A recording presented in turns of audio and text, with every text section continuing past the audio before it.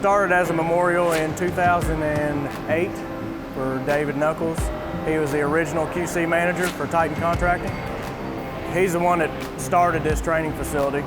Throughout the process of it being built, he was in a cycling accident and lost his life. So that same year, they decided to do a memorial for him, this welding competition, and it's grown, and we're at the 10-year anniversary.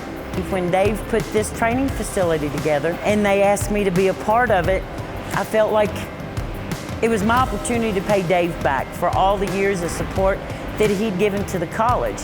And being a part of this competition reminds me about David Nuckols and how it helps our community, supports our students, and lets them be aware of the field and gets them ready to be able to go out. There's a lot of people from industry here today, so they get an opportunity to see the students, build relationships, get more of a self-confidence about them.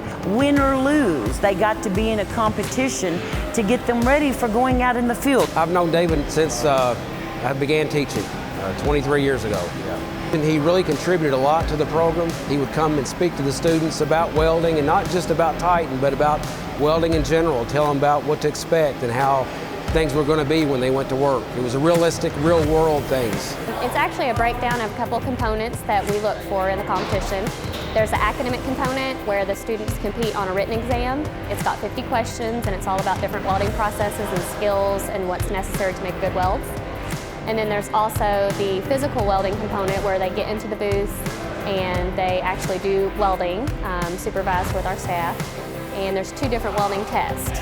So there's 2 processes that they're tested on. I think it's a really good program. It's an excellent program. It feels like real world environment to them to go into a place that's a business and interact with working folks. This gives them an opportunity to come and compete against other high schools and colleges. It gives them a sense of what it's like to be in industry and the type of welding procedures that they'll do in industry. So when you take them out of that comfort zone and put them in an environment that they're going to be in when they take their first job or second job or third job, when they actually have to get in that booth and take that welding test, they don't really know what pressure is until that happens. And these competitions, they do the same thing. They put those students under the same type of pressure. It really puts an emphasis back on industrial skills and welding as a career field. It helps us take away some of that stigma that industrial fields are just dark, dirty, and dangerous, and makes students realize that that's a real career pathway and that you can be very successful in it.